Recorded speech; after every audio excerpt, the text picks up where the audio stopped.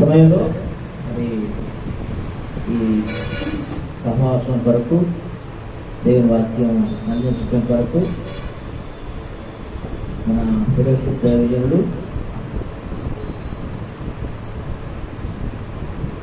Moses Daniel గారు నియమించబడ్డారు. వారు దైవ వర్తమానం అందించవలసిందిగా ప్రభు పేర ముందుకి ఆహ్వానిస్తున్నా. దేవుని నామానికి స్తోత్రములు. నాకు అవకాశం ఇచ్చిన ఈ ఉద్యోగ పెద్దలకు నా వందనాలు. కూడి వచ్చిన దైవజనులందరికీ నా వందనములు. Pastors meeting. పాస్టర్ అంటే బైబిల్ ప్రకారం పాస్టర్ అంటే ఏంటి? పాస్టర్ అంటే కాపరి. పాస్టర్ అనే మాట బైబిల్లో ఎన్ని చోట్ల ఉంది, ఎక్కడెక్కడ ఉంది అని చూడాలనుకుంటే పాత నిబంధనలో ఇరిమియా గ్రంథంలో 3 చోట్ల చూశాను, 2-3 చోట్ల. అయితే కొత్త నిబంధనలో పాస్టర్ అనే మాట ఇంగ్లీష్ బైబిల్లో ఎఫెసీయులకు రాసిన పత్రిక 4వ అధ్యాయము 11వ వచనంలో చూశాను. ఎఫెసీయులకు రాసిన పత్రిక 4వ అధ్యాయము 11వ వచనం. అయితే ఆ మాటలు మనకు తెలుగు బైబిల్లో ఎఫెసీయులకు రాసిన పత్రిక 4వ అధ్యాయము 13వ వచనంలో చూడవచ్చు. ఎఫెసీయులకు రాసిన పత్రిక 4వ అధ్యాయము 13వ వచనంలో చూడవచ్చు. పాస్టర్ అన్నట్టే అర్థం ఏంటంటే కాపరి. అక్కడ దేవుడు సంఘం యొక్క అభివృద్ధి, క్షేమం కోసము, పరిశుద్ధులు పరిపూర్ణులుగా మారడం కొరకును, సంఘంలో పరిచర్య ధర్మము జరగడానికి అని చెప్పి కొంతమందిని దేవుడు ఎన్నుకున్న వారిలో ఇవాంజలిస్ట్ ఉన్నారు, పాస్టర్స్ ఉన్నారు, ప్రాఫెట్స్ ఉన్నారు, ఉపదేశకులు ఉన్నారు, టీచర్స్ ఉన్నారు. కానీ అక్కడ పాస్టర్ అని తెలుగులో ఉన్న, ఇంగ్లీష్ లో ఉన్న ఆ మాటను తెలుగులో ఏమంటే కాపరి. మనకందరికీ తెలుసు ఈ కాపరి, పాస్టర్ అనే మాట లాటిన్ పదము. అయితే కాపరి అంటే మందను చూచుకునేవాడు. మనకందరికీ తెలుసు కాపరి ఏం చేస్తాడు? మందను కాస్తాడు. కాపరి ఏం చేస్తాడు? మందను మేపుతాడు. కాపరి ఏం చేస్తాడు? మందను నడిపిస్తాడు, పోషిస్తాడు. అయితే పాస్టర్ మంద అంటే సంఘమును పోషించేవాడు పాస్టర్.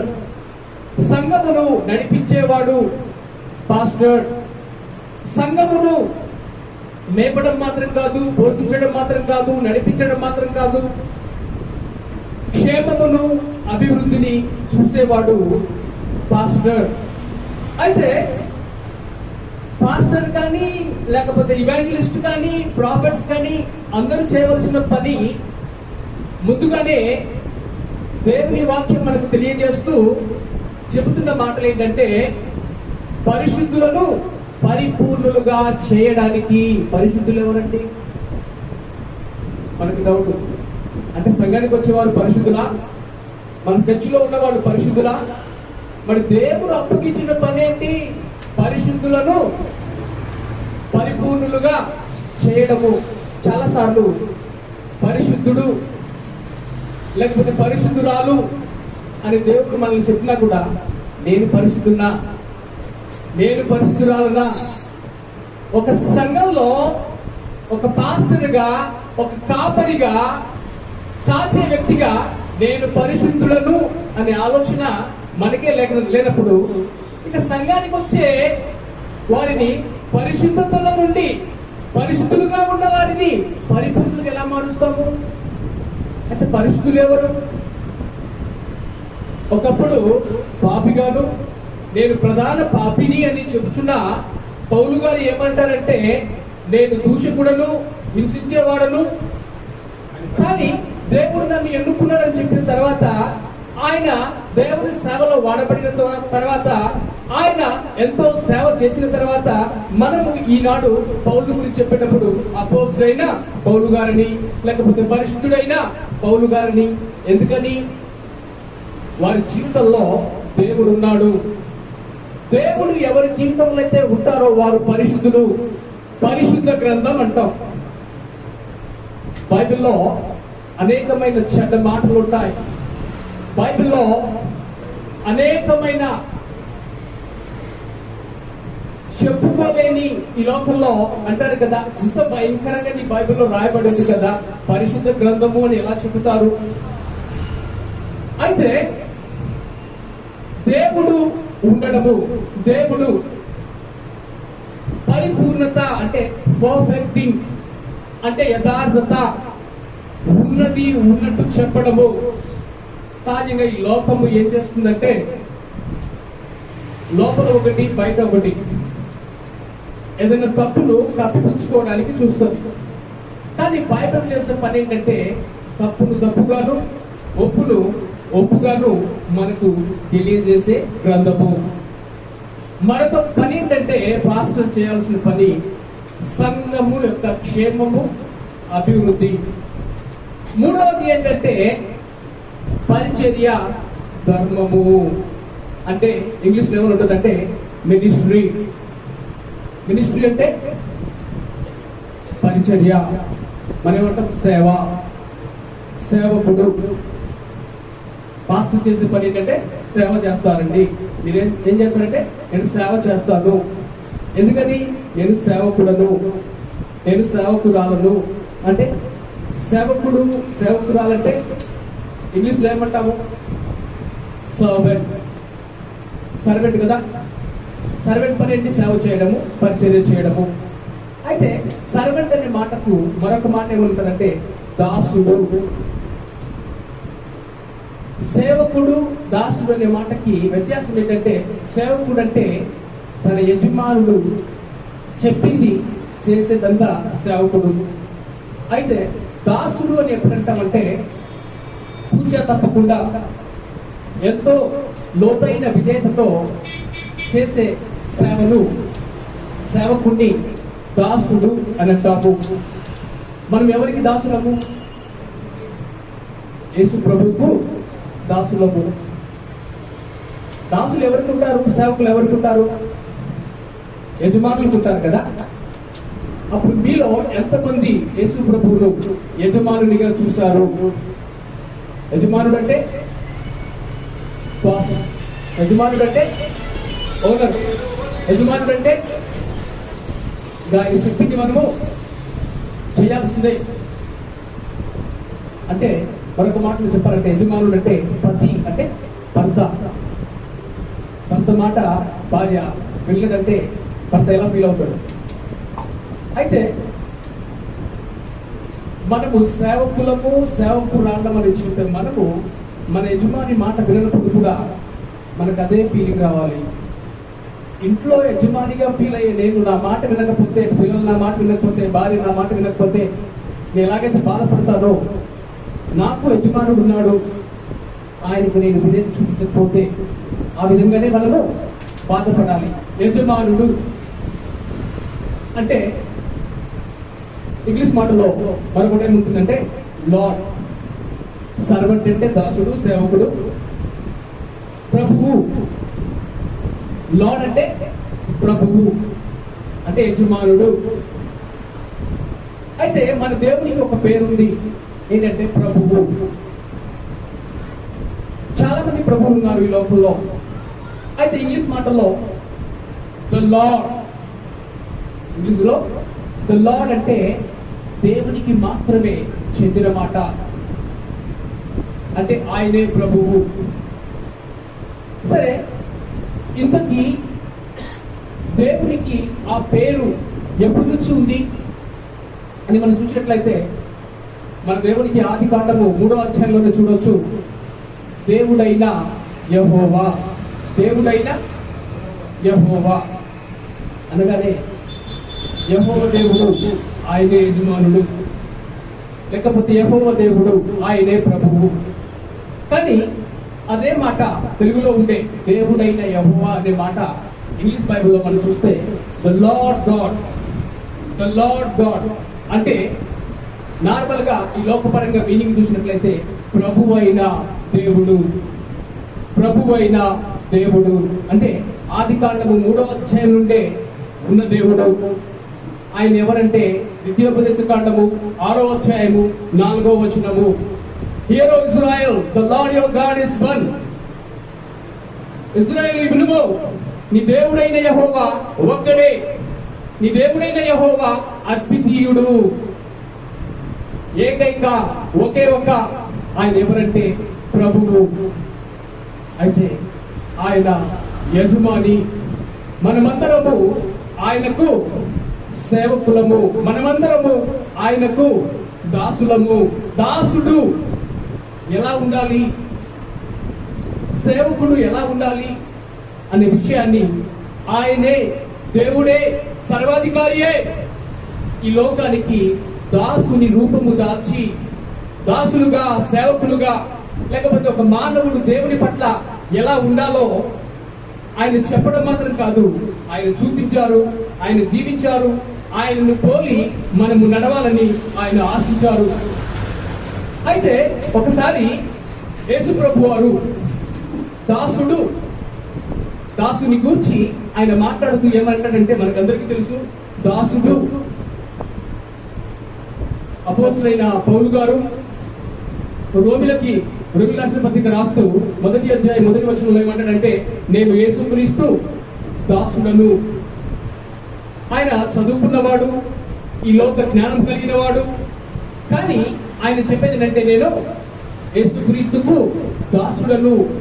అంత మాత్రము కాదు, మరియకు జన్మించిన యూదా, మరియకు జన్మించిన యాకోబు, నేను యేసు ప్రభు సహోదరుడను అని చెప్పుకోవడానికి ఈ లోకపరంగా అర్హత కలిగి ఉన్న వారు సైతము ఏమని చెప్పారంటే, నేను యేసుక్రీస్తు దాసుడను. ప్రథమ శిష్యుడు పేతురు ఏమంటాడంటే, నేను యేసుక్రీస్తు దాసుడను.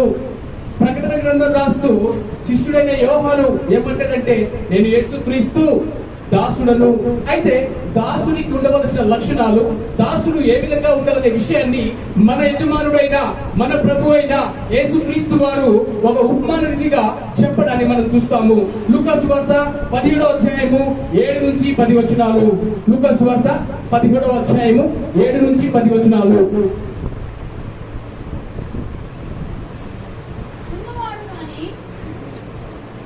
దున్నువాడు గాని మేపువాడు గాని మీలో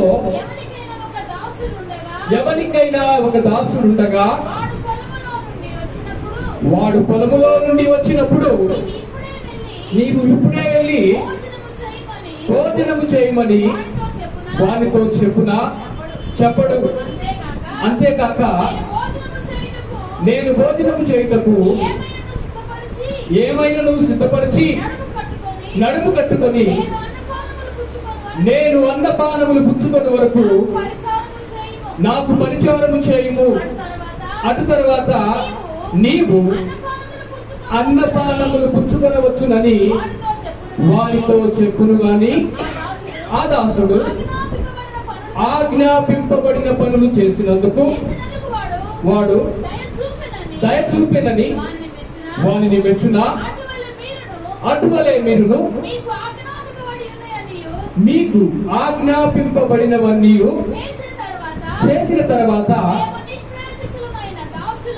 మేము నిష్ప్రయోజకులైన దాసులము, మేము చేయవలసినవే చేసి ఉన్నామని చెప్పుడే. నేను ఇక్కడ దాసుడు, దైవ సేవకుడు, సేవకుడను నేను, పాస్టర్ని నేను, కాపరిని నేను అని అనుకునే మనము కలిగి ఉండాల్సిన లక్షణాలను గురించి ఆయన ఈ 4 వచనాల్లో చెప్పడాన్ని మనం చూస్తాము. మనకి ఈజీగా అర్థం అవడానికి ఈ 4 మాటల్లో, ఈ 4 వచనాల్లో ఏముంటుందంటే, దాసుడు అంటే సొంత చిత్తము లేనివాడు దాసుడు. అంటే దాసుడికంటూ సొంత ఇష్టాలు ఏముండవు. నేను ఈరోజు ఇది కోరుకుంటున్నాను, ఇలా అనుకుంటున్నాను, నేను చేస్తాను. యజమాని దగ్గర దాసుడు అంటే ఆయనకంటూ సొంత ఇచ్చ, కోరిక, ఆశలు ఏముండవు. అయితే సొంత చిత్తము లేని వాడు దాసుడు. మరొక మాట ఏంటంటే, పని చేసి మెప్పు ఆశించని వాడు దాసుడు. పని చేసి లాభము ఆశించని వాడు దాసుడు. పని చేసి మెప్పును ఆశించని వాడు.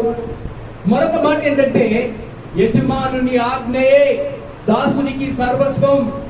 ఈ లోకంలో ఎవరైనా పెద్దలని, యజమానులని మనం గ్రహించినప్పుడు వారు ఏదైనా పని చెప్తే చెప్పంగానే వెంటనే అయ్యా సరేనయ్యా చేస్తానయ్యా చెప్పండి అయ్యా అని అంటాం. అంటే ఏంటి? వారి ఆజ్ఞే మనకు సర్వస్వము. మరొకటి ఏంటంటే, దాసుని యొక్క విధి ఏంటంటే, యజమాని యొక్క అవసరతలే తన యొక్క విధులు, తన యొక్క విధానము, తన యొక్క జీవితము. ఒక 4 అంటే యజమాని చిత్తమే తన చిత్తము. పని చేస్తాడు, మెప్పును ఆశించడు, లాభం ఆశించడు. యజమాని ఆజ్ఞయే తను సర్వస్వంగా భావిస్తాడు. మరొకటి ఏంటంటే, యజమాని యొక్క అవసరతలే తన అవసరతలు. ఇంతకీ మన యజమానుడు పాస్టర్ అంటే కాపరి అని చదివాము. ఎఫెసీయులకు రాసిన పత్రిక 4వ అధ్యాయము 13వ వచనంలో. అయితే ఆయన చెప్పారు, మన యజమానుడు చెప్పారు, నేను మంచి పాస్టర్ని. నేను పాస్టర్ని మాత్రం కాదు, మంచి పాస్టర్ని. అంటే నేను కాపరిని, నేను మంచి కాపరిని అని చెబుతూ ఆయన ఏమంటాడంటే, మంచి కాపరి తన గొర్రెల కొరకు ప్రాణాన్ని ఇస్తాడు.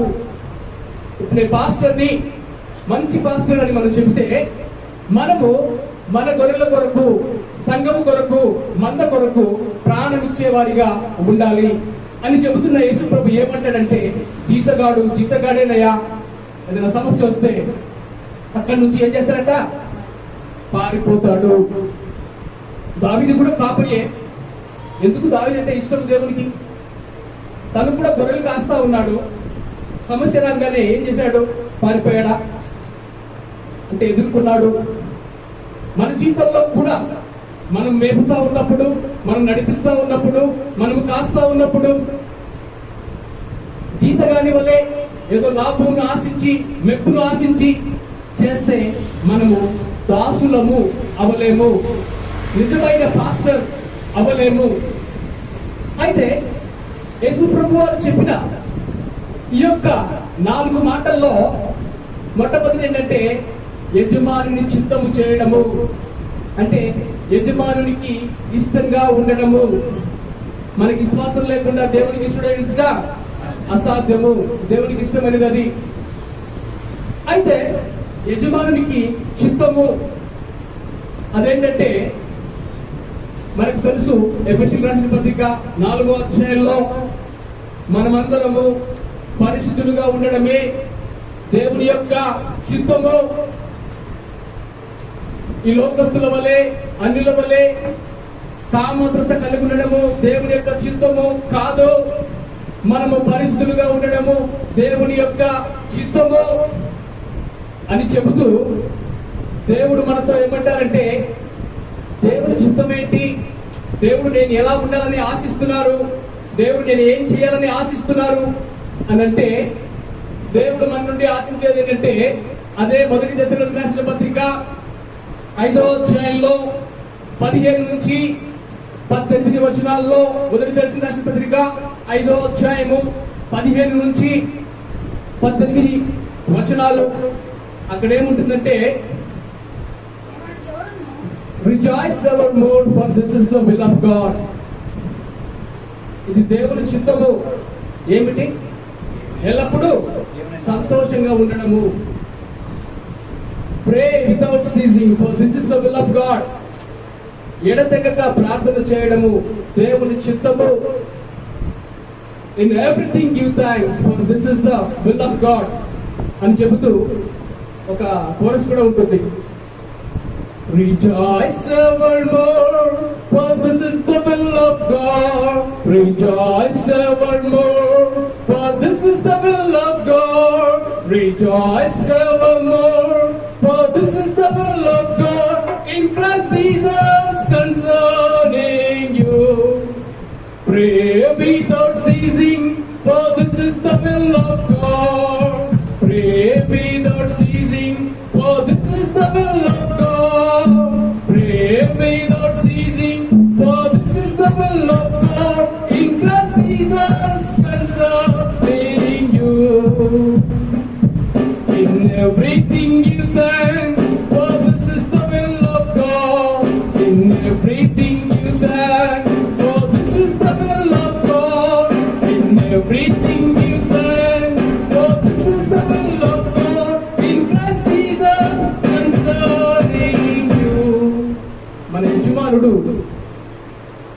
ఆయన చిత్తమట ఎల్లప్పుడూ మనం సంతోషంగా ఉండడము, ఎడతెగక ప్రార్థన చేయడము, అన్ని విషయాల్లో ఆయనకు మనము కృతజ్ఞతాస్తుతులు చెల్లించడము.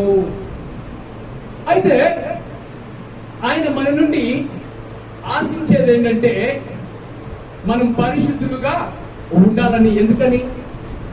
దాసుడు అంటే కొనబడిన వానికి దాసుడు. అంటే కొనబడడం అంటే పాత నిబంధనలో యోసేపు గురించి మనం చూస్తాము.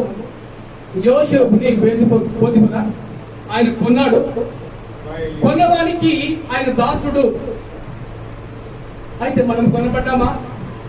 దేవుడు తన స్వరక్తముతో సంపాదించిన, ఆయన క్రయధనము రక్తము నుంచి సంపాదించిన సంఘము. అందుకని ఆయన మన నుండి ఏం ఆశిస్తారంటే, నీ దేహము దేవుని యొక్క ఆలయము, నీ దేహము నీ సొత్తు కాదు అని 1 కొరింథీయులకు రాసిన పత్రిక 6వ అధ్యాయము 19-20 వచనాల్లో మనం చూస్తాము. కాబట్టి ఈ దేహముతో మనము దేవుణ్ణి మహిమపరచాలి. అది ఆయన యొక్క చిత్తము, అది ఆయన యొక్క ఉద్దేశము. మరొకటి ఏంటంటే, దాసుడు కలిగి ఉండాల్సిన లక్షణాల్లో పనిచేసి మెప్పును ఆశించకూడదు, పనిచేసి లాభమును ఆశించకూడదు. జీతగాడంటే ఏ జీతగాడైనా సరే మెప్పును ఆశించకుండా, లాభం ఆశించకుండా పనిచేస్తారా? అయితే దాసులమని చెప్పే మనము, మనకు దేవుడు, ఆయన యజమానుడు, ఆయన గొప్పవాడు, ఆయన మహోన్నతుడు, ఆయన రాజులకు రాజు, ఆయన ప్రభువులకు ప్రభు, ఆయన దేవులకు దేవుడు, ఆయన సృష్టికర్త అయినప్పటికీ కూడా ఆయన మనల్ని దాసులుగా చూడట్లేదు. ఆయన మనకు తండ్రి, ఆయన మనకు తల్లి, ఆయన మనకు సహోదరుడు, ఆయన మనకు స్నేహితుడు. మనము ఆయన కుమారులము, ఆయన కుమార్తెలము. కుమారుడు జీతగాని వలె. అయితే దాసునిగా ఆయన ఉండాలని ఎందుకు ఆశపడతారంటే, ఒక కుమార్తె ఉన్నట్టు తండ్రికి, ఆ కుమార్తెకి ఏంటంటే ఆ తండ్రి చెప్పేది నచ్చలేదు. నచ్చకుండా తనకంటూ ఒక ఇచ్చ, తనకంటూ ఒక ఇష్టంతో వెళ్ళిపోయాడట. దూరంగా వెళ్ళిపోయిన తర్వాత తనకు అర్థమైంది, మా నాన్న దగ్గర ఉంటేనే బాగుంటుంది, మా నాన్న దగ్గర కూడా పనులు ఉన్నారు, అంటే మా నాన్న దగ్గర కూడా దాసులు ఉన్నారు, నేను కూడా ఆ దాసుల్లో ఒకటిగా ఉంటే బాగుంటుందని వచ్చాడట. అలా వచ్చినందుకు ఆయనకి ఏమిచ్చాడు? నాన్న అధికారాన్ని ఇచ్చాడు. అంటే దాసుడుగా ఉండడానికి ఇష్టపడినప్పుడు దేవుడు ఆ అధికారాన్ని మనకి ఇస్తాడు. నేను ఆలోచిస్తున్నాను, సౌలును దేవుడు తన యొక్క అంత చందాన్ని బట్టో లేకపోతే బాహ్య స్వరూపాన్ని బట్టో ఎన్నుకోలేదు, కానీ దాసుని యొక్క స్వభావము సౌలులో ఉంది. అందుకనే సౌలును దేవుడు రాజుగా ఎన్నుకోవడానికి ఇష్టపడ్డాడు. తనతో పనిచేసే పనివాడి మాట వినడానికి కూడా ఇష్టపడుతున్నప్పుడు దేవుడు తనను రాజుగా ఎంచుకున్నాడు. దాసుడు అని చూసాము, మంచి కాపరి వలె లక్షణాలు కలిగి ఉండిన దావీదును దేవుడు రాజుగా చేయడానికి గల కారణం ఏంటంటే, ఏం చేయాలన్నా కూడా, అయ్యా మీరు చెప్పండి, మీరు వెళ్ళమంటారా వెళ్తా, ఈ పని చేయమంటారా చేస్తా అంటే ఆయన చెప్పినది వారు చేయడాన్ని మనం చూస్తాము. యేసు ప్రభు వారు దాసుని రూపము దాచిన తర్వాత మనం చూస్తాము. ఫిలిప్పీయులకు రాసిన పత్రిక 2వ అధ్యాయము 7వ వచనంలో అది రాయబడి ఉంటే కింద ఏముంటుందంటే, తను తాను ఆయన ఆ విధంగా తగ్గించుకున్నాడు కాబట్టి every knee shall bow, every tongue shall confess that he is the Lord. ఆయన ప్రభు అని ప్రతి మోకాలు వంగవలెను, ప్రతి నాలుక ఒప్పుకొనవలెను. కారణం ఏంటంటే ఆయన తను తాను తగ్గించుకోవడానికి ఇష్టపడ్డాడు. మన జీవితంలో కూడా మనకు అలాంటి స్వభావం ఉన్నప్పుడు దేవుడు మనల్ని ఆయన హెచ్చిస్తారు. అయితే మెప్పును కోరడం అనే విషయాన్ని దేవుడు పౌలుకు నేర్పించి చెప్పేది ఏంటంటే, నేను మనుషులను సంతోషపెట్టువాడనైతే క్రీస్తు దాసులను కాకపోదును. కాబట్టి దేవుని సంతోష పెట్టాలి. యజమానుని ఆజ్ఞయే నాకు సర్వస్వము. అంటే మన యజమాని ఆజ్ఞలు ఏంటి? మనకి పాత నిబంధనలో 10 ఆజ్ఞలు చూస్తాము. మొదటి ఆజ్ఞ, మన పూర్ణ మనసుతో, పూర్ణాత్మతో, పూర్ణ బలముతో మన దేవుడిని మనం ఏం చేయాలి? ప్రేమించాలి. చివరి ఆజ్ఞ నీ పొరుగువానికి దేన్ని ఆశించకూడదు. అంటే ఏదైనా సరే.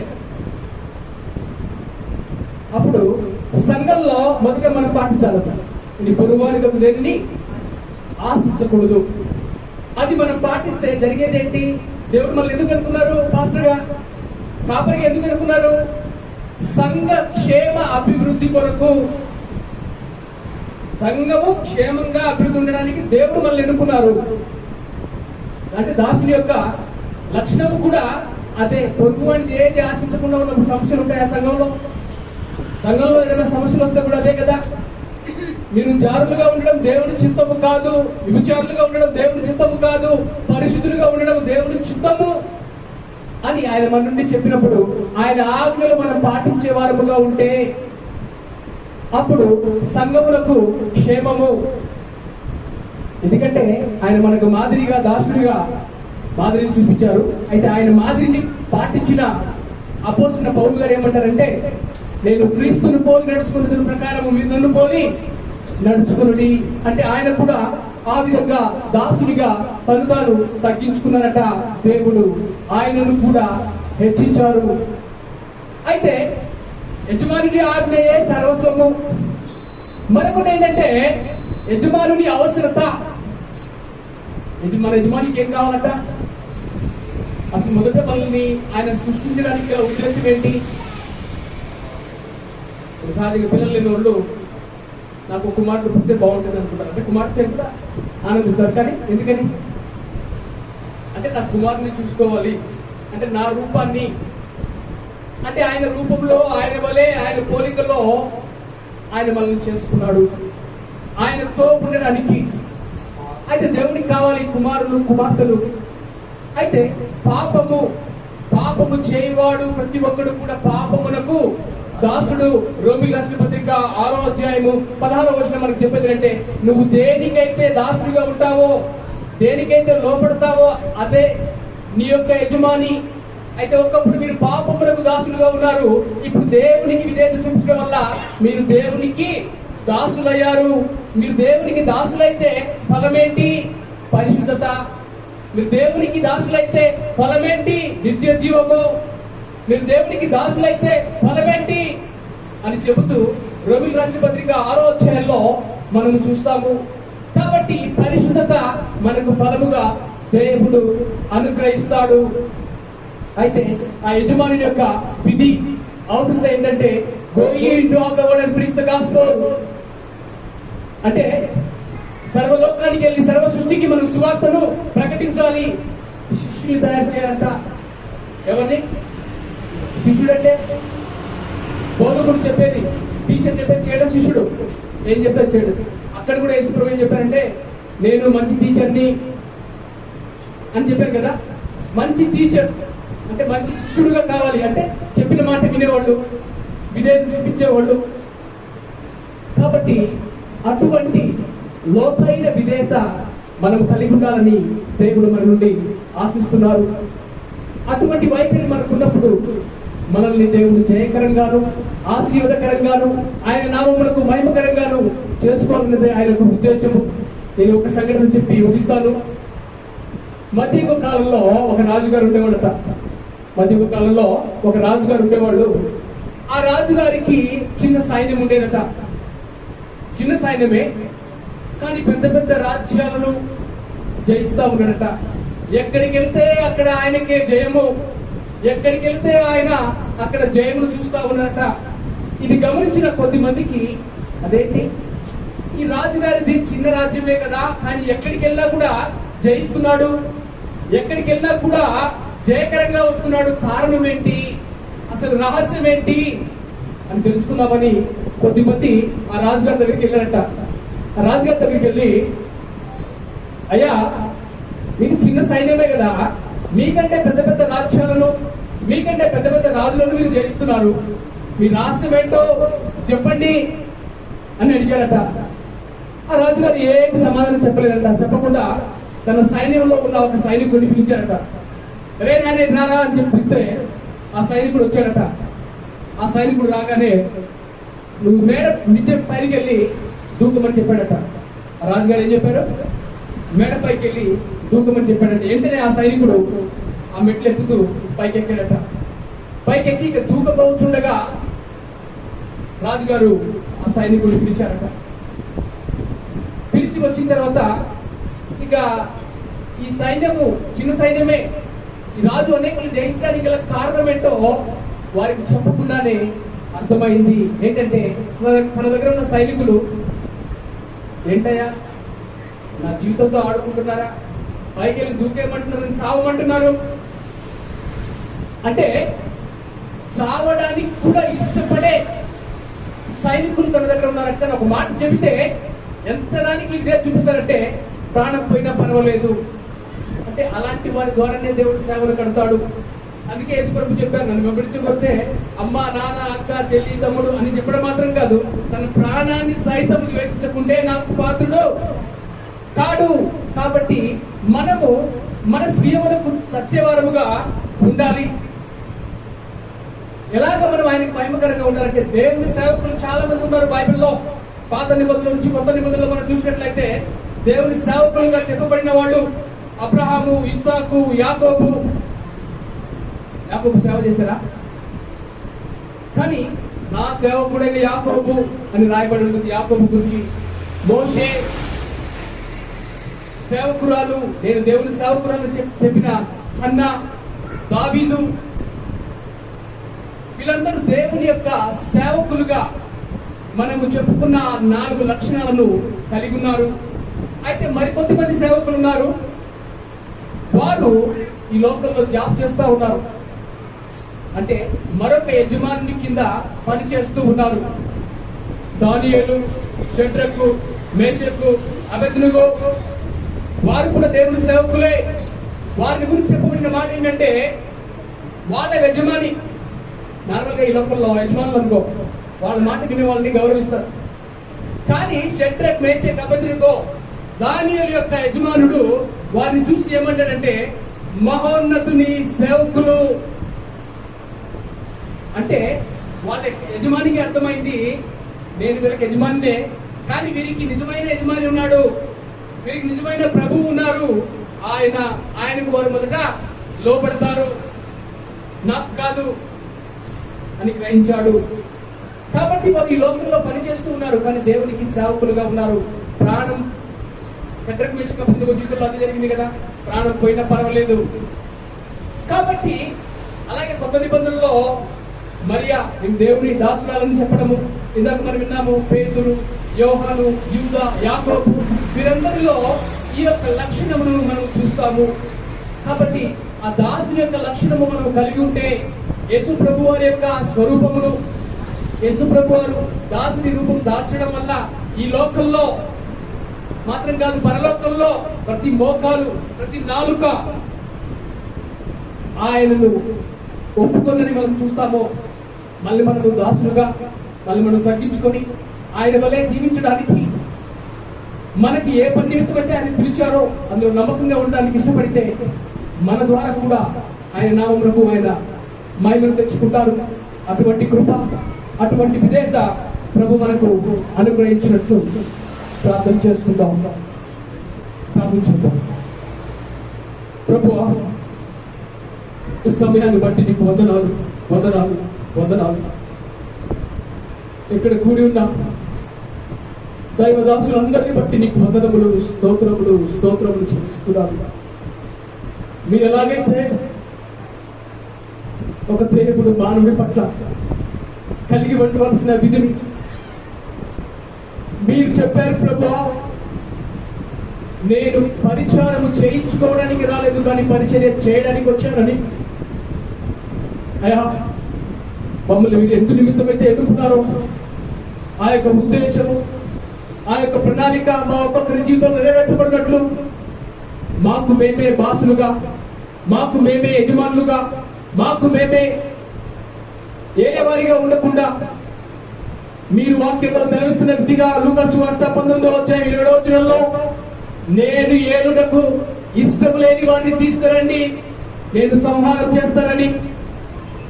ప్రభువా ప్రభువా బట్టి వాడు పరలోక రాజ్యంలో ప్రవేశించాడు కానీ ఆయన చిత్తము చేయువాడని మీరు మా యజమాని, మేము సేవకులమని చెప్పే మేము కేవలం మా నోటితో మాత్రమే ప్రభు ప్రభు అని చెప్పి మీ చిత్తము చేయని వారుగా ఉంటే ఒకరోజు మీరు సంహారం చేసే రోజు వస్తుంది, మీరు నరకంలో పడేసే రోజు వస్తుంది. అది మీ చిత్తము కాదు మా పట్ల. ప్రభు అందరూ బట్టి నీకు వందనములు స్తోత్రములు చెల్లిస్తున్నాను. నిన్ను సేవించే, నీకు లోపడే, నీకు విధేయత చూపించే, నీ స్వభావములు ధరించుకునే, మీరు ఆశించే రీతిగా దైవదాసులుగా మేము ఉండినట్లు మాకు కావలసిన కృపను, మాకు కావలసిన మీ ఆత్మ వరమును, మాకు కావలసిన మీ శక్తిని అనుగ్రహించి మా ఒక్కొక్కరి జీవితం ద్వారా మీరు మహిమ గంట ప్రభావం పొందమని, మీ రాజ్యము కట్టబడినట్లు మా ప్రియులందరినీ మీరు దీవించమని మా ప్రార్థన మీరు ఆలకించినందుకు వందనములు స్తోత్రములు చెల్లించుకుంటూ యేసు నామమున ప్రార్థించి వేడుకొనుచున్నాము తండ్రి, ఆమేన్. నామానికి నమస్కరించాక చక్కని వర్తమానం మనకి తీసుకుని పాస్టర్ గారికి సహవాస పక్షంగా వందనాలు తెలియజేస్తున్నాను.